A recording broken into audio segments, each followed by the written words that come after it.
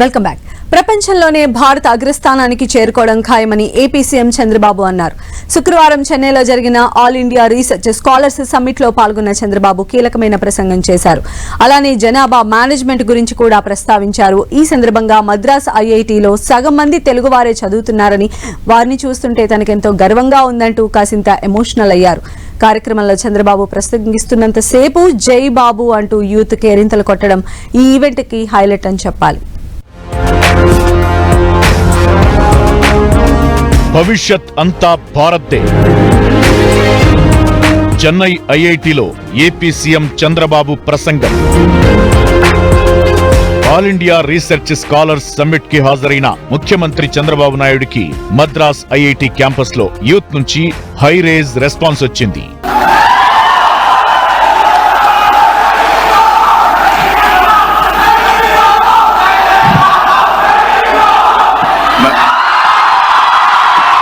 మన దేశంలోని విద్యారంగంలో ఐఐటీల స్థాపనే అసలైన గొప్ప ముందడుగుగా చంద్రబాబు తన ప్రసంగంలో వర్ణించారు. అలానే మద్రాస్ ఐఐటి మంచి విజయాలు సాధించిందని, దేశంలోనే నంబర్ 1 ఐఐటి మద్రాస్ దని గుర్తు చేశారు. ఇక్కడ 40% తెలుగు విద్యార్థులే ఉన్నారని చంద్రబాబు చెప్పారు. వారిని చూస్తే గర్వంగా ఉంటుందన్నారు. మీరు ఏ కాలేజీ పోయినా మీరే కనపడుస్తున్నారు, ఏ దేశానికి పోయినా మీరే కనపడుస్తున్నారు. I'm proud of you. చాలా సంతోషం మిమ్మల్ని చూసినప్పుడు. 2014లో భారత్ 10వ ఆర్థిక వ్యవస్థగా ఉంటే ఇప్పుడు 5వ స్థానానికి చేరిందని చంద్రబాబు ఈ సందర్భంగా గుర్తు చేశారు.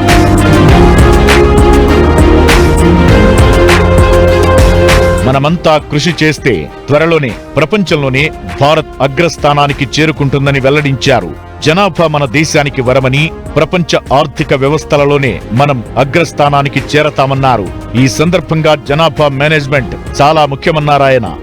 మేనేజ్మెంట్ కూడా జాగ్రత్తగా ఉండి, మీకు ముందుగా యంగ్స్టర్స్ చెప్తున్నా, చదువుకున్న వాళ్ళకి మీరంతా కూడా కంఫర్ట్ జోన్కి వెళ్ళిపోతూ ఉంటారు. పెళ్లి చేసుకుంటాం, మంచి ఉద్యోగం వస్తుంది,